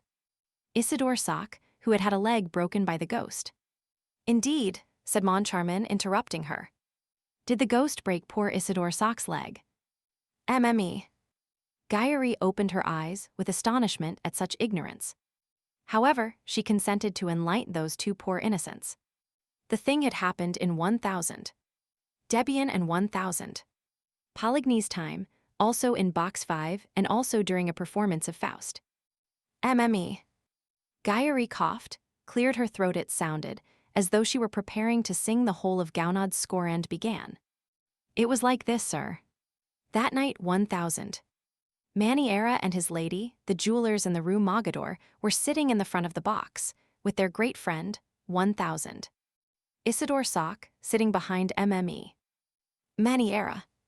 Mephistopheles was singing Mme. Guyery here burst into song herself Catarina, while you play at sleeping, and then 1000. Maniera heard a voice in his right ear, his wife was on his left saying, "Ha ha. Julie's not playing at sleeping." His wife happened to be called Julie. So, 1000. Maniera turns to the right to see who was talking to him like that. Nobody there. He rubs his ear and asks himself if he's dreaming. Then Mephistopheles went on with his serenade. "But perhaps I'm boring you gentlemen." No, go on. "You are too good, gentlemen," with a smirk. "Well then," Mephistopheles went on with his serenade, Mme. Guyery burst into song again. "Saint, unclose thy portals holy and accord the bliss to a mortal bending lowly of a pardon kiss." And then 1000. Maniera again hears the voice in his right ear, saying this time, "Ha ha. Julie wouldn't mind according a kiss to Isidore." Then he turns round again, but this time to the left, and what do you think he sees? Isidore, who had taken his lady's hand and was covering it with kisses through the little round place in the glove like this, gentleman rapturously kissing the bit of palm left bare in the middle of her thread gloves. Then they had a lively time between them. Bang! Bang! 1000. Maniera, who was big and strong like you? 1,000. Richard gave 2 blows to 1,000. Isidore Sock, who was small and weak like 1,000. Moncharmin, saving his presence. There was a great uproar. People in the house shouted, "That will do. Stop them. He'll kill him." Then at last 1,000. Isidore Sock managed to run away. Then the ghost had not broken his leg, asked 1,000. Moncharmin, a little vexed that his figure had made so little impression on Mme. Guillery. He did break it for him, sir, replied Mme. Guillery haughtily. He broke it for him on the grand staircase, which he ran down too fast, sir, and it will be long before the poor gentleman will be able to go up it again. Did the ghost tell you what he said in 1,000? Maniera's right ear, asked 1,000. Moncharmin, with a gravity which he thought exceedingly humorous. No, sir, it was 1,000. Maniera himself. So, but you have spoken to the ghost, my good lady. As I'm speaking to you now, my good sir, Mme. Guillery replied. And when the ghost speaks to you, what does he say? Well, he tells me to bring him a footstool. This time, Richard burst out laughing, as did Moncharmin and Ramai, the secretary. Only the inspector, warned by experience, was careful not to laugh, while Mme. Guillery ventured to adopt an attitude that was positively threatening. Instead of laughing, she cried indignantly, you'd do better to do as 1,000. Poligny did, who found out for himself. Found out about what? Asked Moncharmin, who had never been so much amused in his life. About the ghost, of course.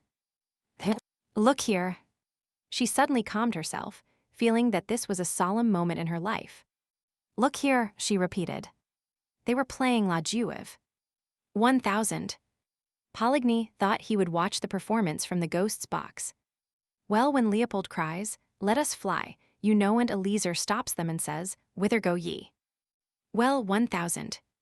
Poligny was watching him from the back of the next box, which was empty. 1,000. Poligny got up and walked out quite stiffly, like a statue, and before I had time to ask him, "Whither go ye?" Like Eliezer, he was down the staircase, but without breaking his leg. Still, that doesn't let us know how the opera ghost came to ask you for a footstool, insisted 1,000. Moncharmin. Well, from that evening, no one tried to take the ghost's private box from him. The manager gave orders that he was to have it at each performance. And whenever he came, he asked me for a footstool. Tut tut. A ghost asking for a footstool. Then this ghost of yours is a woman. No, the ghost is a man. How do you know? He has a man's voice, oh, such a lovely man's voice. This is what happens. When he comes to the opera, it's usually in the middle of the first act. He gives 3 little taps on the door of box 5. The first time I heard those 3 taps, when I knew there was no one in the box, you can think how puzzled I was. I opened the door, listened, looked, nobody. And then I heard a voice say, Mme. Jules, my poor husband's name was Jules, a footstool, please. Saving your presence, gentlemen, it made me feel all overish like. But the voice went on, don't be frightened, Mme. Jules, I'm the opera ghost. And the voice was so soft and kind that I hardly felt frightened. The voice was sitting in the corner chair, on the right, in the front row. Was there anyone in the box on the right of box 5? Asked Moncharmin. No, box 7 and box 3, the one on the left, were both empty. The curtain had only just gone up. And what did you do? Well, I brought the footstool. Of course, it wasn't for himself he wanted it, but for his lady. But I never heard her nor saw her. Eh? What? So now the ghost is married. The eyes of the 2 managers traveled from Mme. Guillery to the inspector, who, standing behind the boxkeeper, was waving his arms to attract their attention. He tapped his forehead with a distressful forefinger, to convey his opinion that the widow Jules Guillery was most certainly mad, a piece of pantomime which confirmed 1,000. Richard, in his determination to get rid of an inspector who kept a lunatic in his service. Meanwhile, the worthy lady went on about her ghost, now painting his generosity. At the end of the performance, he always gives me 2 francs, sometimes 5, sometimes even 10, when he has been many days without coming. Only, since people have begun to annoy him again, He gives me nothing at all." "Excuse me, my good woman," said Moncharmin, while Mme. Guillery tossed the feathers in her dingy hat at this persistent familiarity. "Excuse me, how does the ghost manage to give you your 2 francs?" "Why, he leaves them on the little shelf in the box, of course. I find them with the program, which I always give him. Some evenings, I find flowers in the box, a rose that must have dropped from his lady's bodice. For he brings a lady with him sometimes. One day, they left a fan behind them." "Oh, the ghost left a fan, did he? And what did you do with it?" "Well, I brought it back to the box next night." Here the inspector's voice was raised. "You've broken the rules. I shall have to fine you, Mme. Guillery." "Hold your tongue, you fool," muttered 1,000. "Firm and Richard. You brought back the fan. And then?" "Well, then, they took it away with them, sir. It was not there at the end of the performance, and in its place they left me a box of English sweets, which I'm very fond of. That's one of the ghost's pretty thoughts." "That will do, Mme. Guillery. You can go." When Mme. Guillery had bowed herself out, with the dignity that never deserted her, the manager told the inspector that they had decided to dispense with that old madwoman's services. And, when he had gone in his turn, they instructed the acting manager to make up the inspector's accounts. Left alone, the managers told each other of the idea, which they both had in mind, which was that they should look into that little matter of Box 5 themselves. Chapter 5: The Enchanted Violin. Christine Daaé, owing to intrigues to which I will return later, did not immediately continue her triumph at the opera. After the famous gala night, she sang once at the Duchess de Zurich's, but this was the last occasion on which she was heard in private. She refused, without plausible excuse, to appear at a charity concert to which she had promised her assistance. She acted throughout as though she were no longer the mistress of her own destiny, and as though she feared a fresh triumph. She knew that the Comte de Chagny, to please his brother, had done his best on her behalf with 1,000. Richard, and she wrote to thank him, and also to ask him to cease speaking in her favor. Her reason for this curious attitude was never known. Some pretended that it was due to overweening pride, others spoke of her heavenly modesty. But people on the stage are not so modest as all that, and I think that I shall not be far from the truth if I ascribe her action simply to fear. Yes, believe that Christine Daaé was frightened by what had happened to her. I have a letter of Christine's, it forms part of the Persians collection, relating to this period, which suggests a feeling of absolute dismay. "I don't know myself when I sing," writes the poor child. She showed herself nowhere, and the Viscount de Chagny tried in vain to meet her. He wrote to her, asking to call upon her, but despaired of receiving a reply when one morning she sent him the following note. "Emoinasayur. I have not forgotten the little boy who went into the sea to rescue my scarf. I feel that I must write to you today, when I am going to Perros, in fulfillment of a sacred duty. Tomorrow is the anniversary of the death of my poor father, whom you knew and who was very fond of you. He is buried there, with his violin, in the graveyard of the little church, at the bottom of the slope where we used to play as children, beside the road where, when we were a little bigger, we said goodbye for the last time." The Viscount de Chagny hurriedly consulted a railway guide, dressed as quickly as he could, wrote a few lines for his valet to take to his brother, and jumped into a cab which brought him to the Gare Montparnasse just in time to miss the morning train.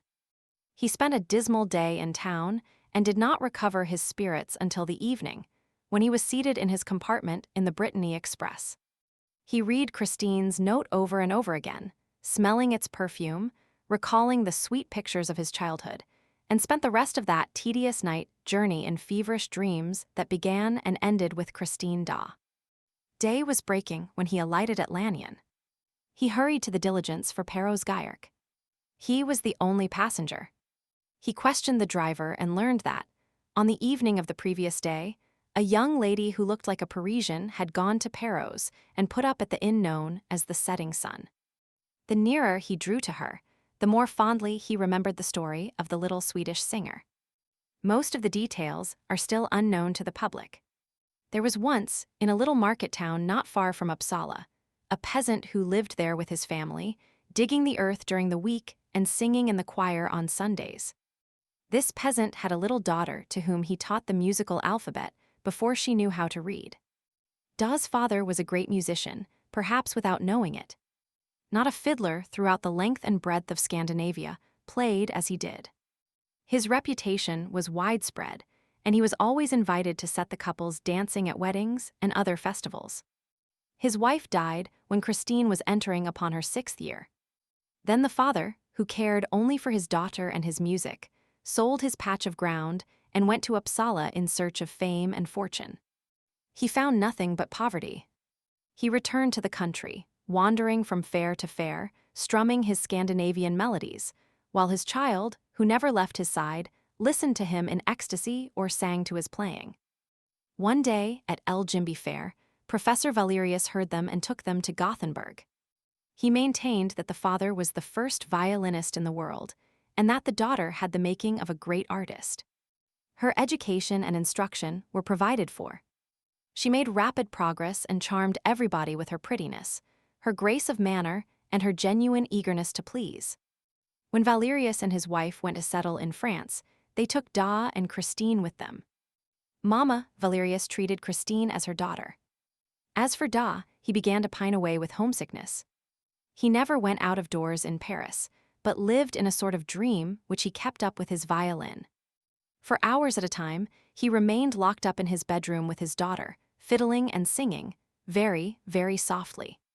Sometimes Mama Valerius would come and listen behind the door, wipe away a tear and go downstairs again on tiptoe, sighing for her Scandinavian skies.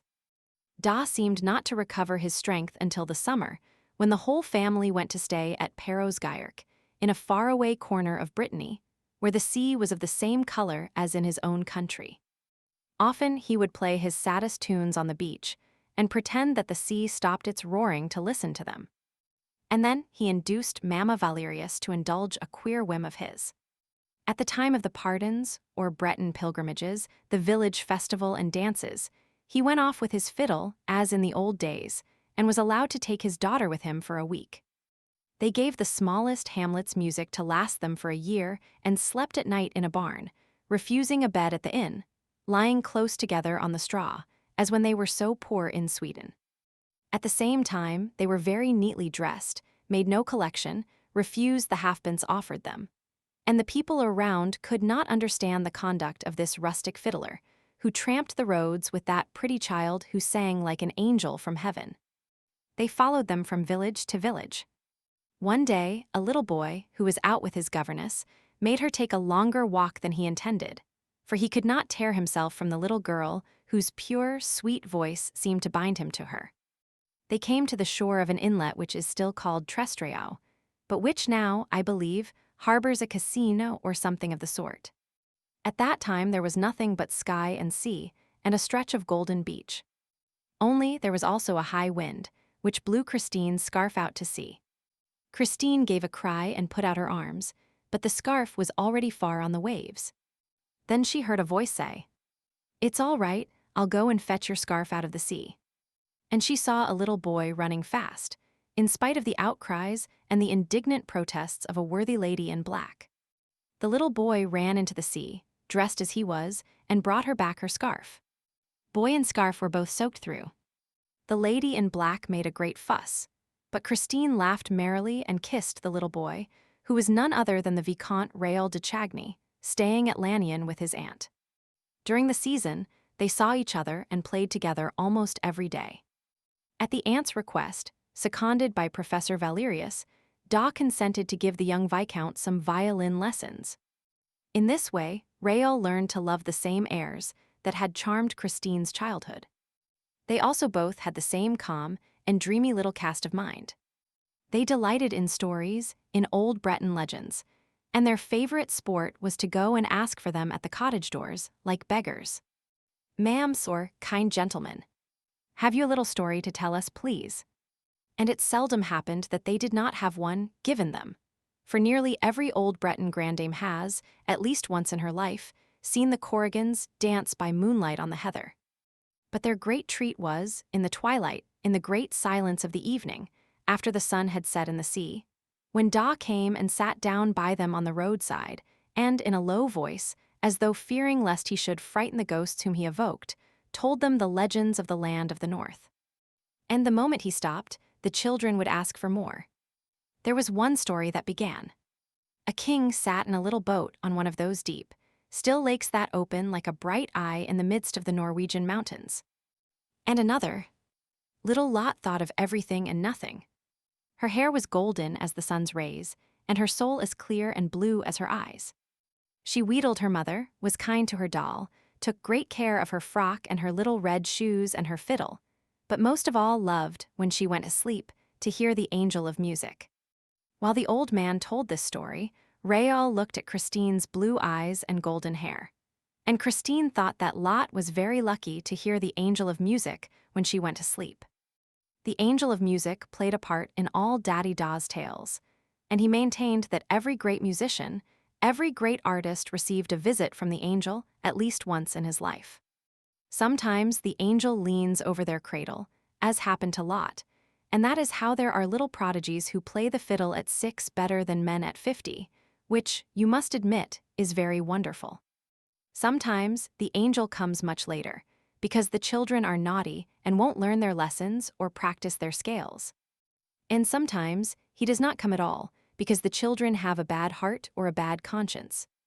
No one ever sees the angel, but he is heard by those who are meant to hear him. He often comes when they least expect him, when they are sad and disheartened. Then their ears suddenly perceive celestial harmonies, a divine voice, which they remember all their lives. Persons who are visited by the angel quiver with a thrill unknown to the rest of mankind. And they cannot touch an instrument or open their mouths to sing without producing sounds that put all other human sounds to shame. Then people who do not know that the angel has visited those persons say that they have genius. Little Christine asked her father if he had heard the angel of music. But Daddy Daaé shook his head sadly, and then his eyes lit up as he said, "You will hear him one day, my child.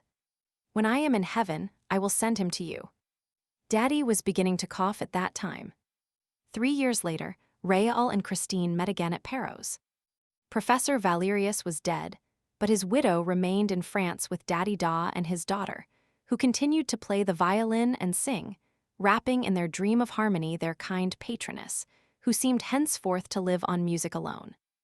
The young man, as he now was, had come to Perros on the chance of finding them, and went straight to the house in which they used to stay.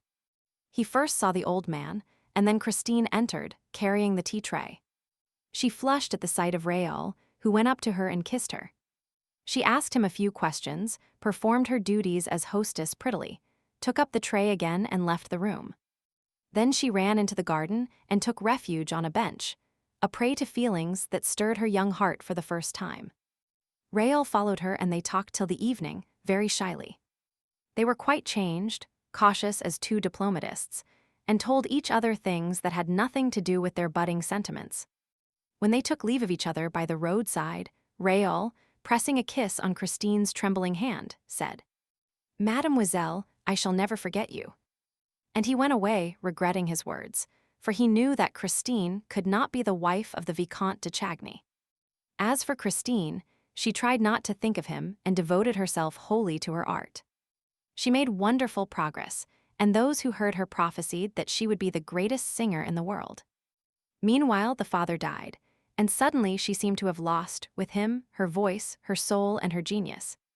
She retained just, but only just, enough of this to enter the conservatoire, where she did not distinguish herself at all, attending the classes without enthusiasm and taking a prize only to please old Mamma Valerius, with whom she continued to live.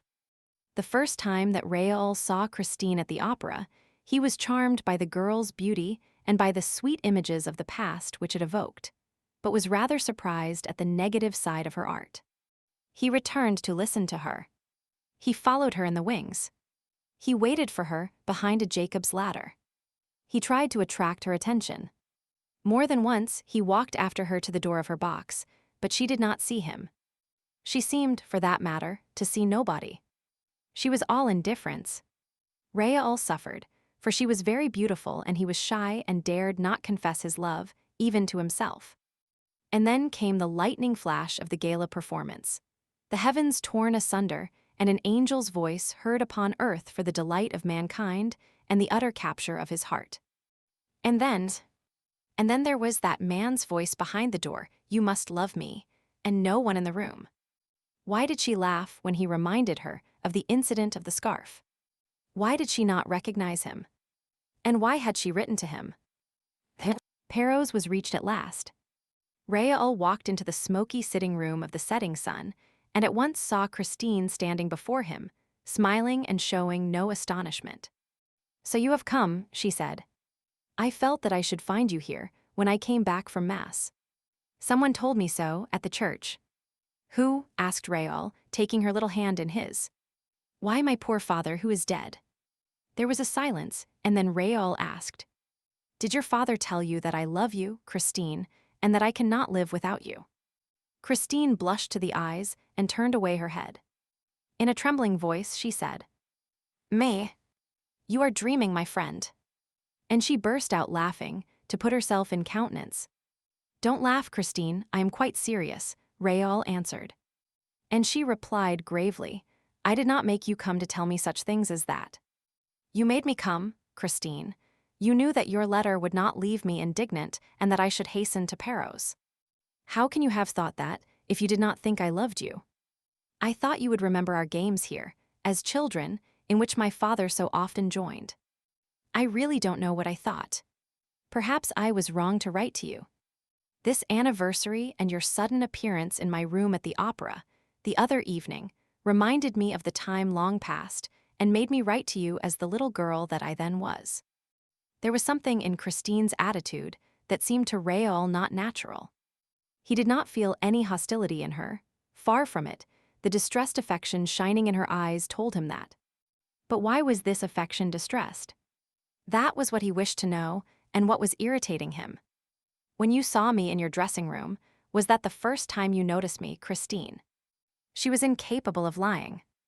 "No," she said, "I had seen you several times in your brother's box. And also on the stage." "I thought so," said Raoul, compressing his lips. "But then why, when you saw me in your room, at your feet, reminding you that I had rescued your scarf from the sea, why did you answer as though you did not know me, and also why did you laugh?" The tone of these questions was so rough that Christine stared at Raoul without replying. The young man himself was aghast at the sudden quarrel which he had dared to raise at the very moment when he had resolved to speak words of gentleness, love, and submission to Christine. A husband, a lover with all rights, would talk no differently to a wife, a mistress who had offended him. But he had gone too far, and saw no other way out of the ridiculous position than to behave odiously. "You don't answer," he said angrily and unhappily. "Well, I will answer for you. It was because there was someone in the room who was in your way, Christine, someone that you did not wish to know that you could be interested in anyone else." "If anyone was in my way, my friend," Christine broke in coldly, "if anyone was in my way, that evening, it was yourself, since I told you to leave the room." "Yes, so that you might remain with the other." "What are you saying, monsieur?" asked the girl excitedly. "And to what other do you refer?" "To the man to whom you said, 'I sing only for you.' Tonight I gave you my soul, and I am dead." Christine seized Raoul's arm and clutched it with a strength which no one would have suspected in so frail a creature. "Then you were listening behind the door." "Yes, because I love you everything." "And I heard everything." "You heard what?" And the young girl, becoming strangely calm, released Raoul's arm. "He said to you, 'Christine, you must love me.'" At these words, a deathly pallor spread over Christine's face, dark rings formed round her eyes. She staggered and seemed on the point of swooning.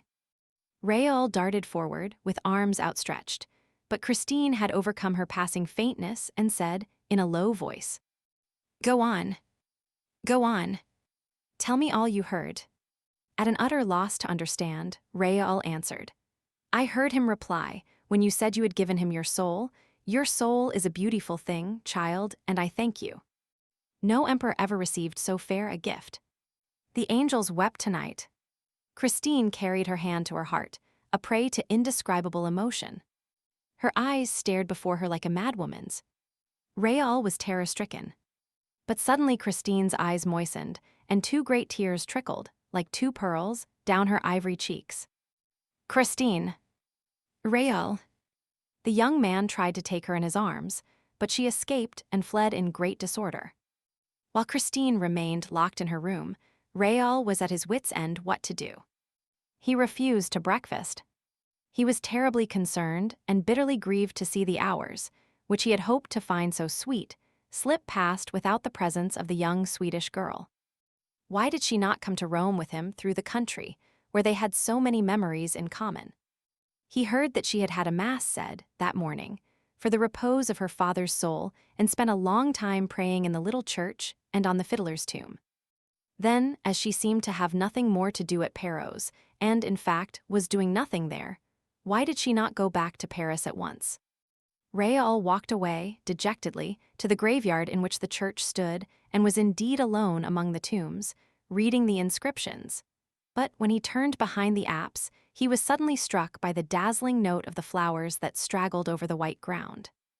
They were marvelous red roses that had blossomed in the morning, in the snow, giving a glimpse of life among the dead, for death was all around him. It also, like the flowers, issued from the ground, which had flung back a number of its corpses. Skeletons and skulls by the hundred were heaped against the wall of the church, held in position by a wire that left the whole gruesome stack visible. Dead men's bones, arranged in rows like bricks, to form the first course upon which the walls of the sacristy had been built. The door of the sacristy opened in the middle of that bony structure, as is often seen in old Breton churches. Raoul said a prayer for Daaé and then, painfully impressed by all those eternal smiles on the mouths of skulls, he climbed the slope and sat down on the edge of the heath overlooking the sea. The wind fell with the evening. Raoul was surrounded by icy darkness, but he did not feel the cold. It was here, he remembered, that he used to come with little Christine to see the Corrigans dance at the rising of the moon. He had never seen any, though his eyes were good, whereas Christine, who was a little short-sighted, pretended that she had seen many.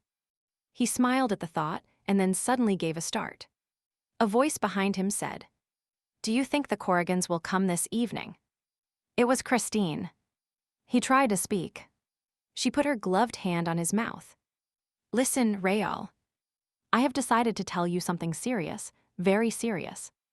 Do you remember the legend of the Angel of Music?" "I do indeed," he said. "I believe it was here that your father first told it to us. And it was here that he said, 'When I am in heaven, my child, I will send him to you.' Well, Raoul, my father is in heaven, and I have been visited by the Angel of Music." "I have no doubt of it," replied the young man gravely, for it seemed to him that his friend, in obedience to a pious thought, was connecting the memory of her father with the brilliancy of her last triumph. Christine appeared astonished at the Viscount de Chagny's coolness. "How do you understand it?" she asked, bringing her pale face so close to his that he might have thought that Christine was going to give him a kiss, but she only wanted to read his eyes in spite of the dark. "I understand," he said, "that no human being can sing as you sang the other evening without the intervention of some miracle. No professor on earth can teach you such accents as those. You have heard the Angel of Music, Christine." "Yes," she said solemnly, "in my dressing room. That is where he comes to give me my lessons daily." "In your dressing room?" he echoed stupidly. "Yes, that is where I have heard him, and I have not been the only one to hear him."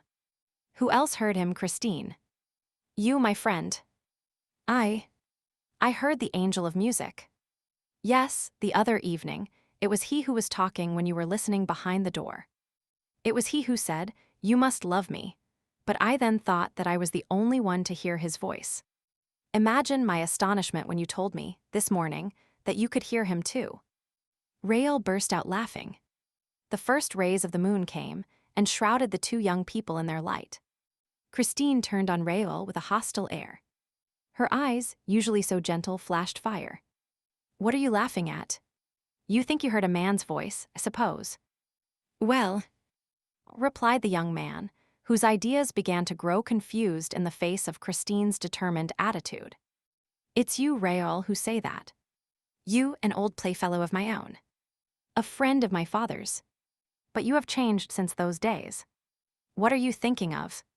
I am an honest girl, 1000. Le Viscount de Chagny, and I don't lock myself up in my dressing room with men's voices. If you had opened the door, you would have seen that there was nobody in the room. That's true. I did open the door when you were gone, and I found no one in the room. So you see. Well, the Viscount summoned up all his courage. Well, Christine, I think that somebody is making game of you. She gave a cry and ran away. He ran after her, but in a tone of fierce anger, she called out, "Leave me." Leave me, and she disappeared. Raoul returned to the inn feeling very weary, very low-spirited, and very sad. He was told that Christine had gone to her bedroom, saying that she would not be down to dinner. Raoul dined alone, in a very gloomy mood. Then he went to his room and tried to read, went to bed and tried to sleep. There was no sound in the next room. The hours passed slowly. It was about 11:30 when he distinctly heard someone moving, with a light, stealthy step, in the room next to his. Then Christine had not gone to bed. Without troubling for a reason, Raoul dressed, taking care not to make a sound, and waited. Waited for what? How could he tell? But his heart thumped in his chest when he heard Christine's door turn slowly on its hinges. Where could she be going at this hour, when everyone was fast asleep at Perros? Softly opening the door, he saw Christine's white form, in the moonlight, slipping along the passage. She went down the stairs, and he leaned over the baluster above her. Suddenly, he heard two voices in rapid conversation. He caught one sentence, "Don't lose the key." It was the landlady's voice. The door facing the sea was opened and locked again. Then all was still. Raoul ran back to his room and threw back the window. Christine's white form stood on the deserted quay. The first floor of the setting sun was at no great height, and a tree growing against the wall held out its branches to Raoul's impatient arms and enabled him to climb down unknown to the landlady. Her amazement, therefore, was all the greater when, the next morning, the young man was brought back to her half-frozen, more dead than alive, and when she learned that he had been found stretched at full length on the steps of the high altar of the little church. She ran at once to tell Christine, who hurried down and, with the help of the landlady, did her best to revive him. He soon opened his eyes and was not long in recovering when he saw his friend's charming face leaning over him. A few weeks later, when the tragedy at the opera compelled the intervention of the public prosecutor, 1000. Mifroid, the commissary of police, examined the Viscount de Chagny touching the events of the night at Perros. I quote the questions and answers as given in the official report pp. 150 et sec. Q. Did Emile not see you come down from your room by the curious road which you selected? R. No, monsieur, no, although when walking behind her, I took no pains to deaden the sound of my footsteps. In fact, I was anxious that she should turn round and see me. I realized that I had no excuse for following her, and that this way of spying on her was unworthy of me. But she seemed not to hear me, and acted exactly as though I were not there. She quietly left the quay, and then suddenly walked quickly up the road. The church clock had struck 11:45, and I thought that this must have made her hurry, for she began almost to run and continued hastening until she came to the church. Q. Was the gate open? R. Yes, monsieur, and this surprised me, but did not seem to surprise Emile. Da. Q. Was there no one in the churchyard? R. I did not see anyone, and if there had been, I must have seen him. The moon was shining on the snow and made the night quite light. Q. Was it possible for anyone to hide behind the tombstones? R. No, monsieur. They were quite small, poor tombstones, partly hidden under the snow, with their crosses just above the level of the ground. The only shadows were those of the crosses and ourselves. The church stood out quite brightly. I never saw so clear a night. It was very fine and very cold, and one could see everything. Q. Are you at all superstitious? R.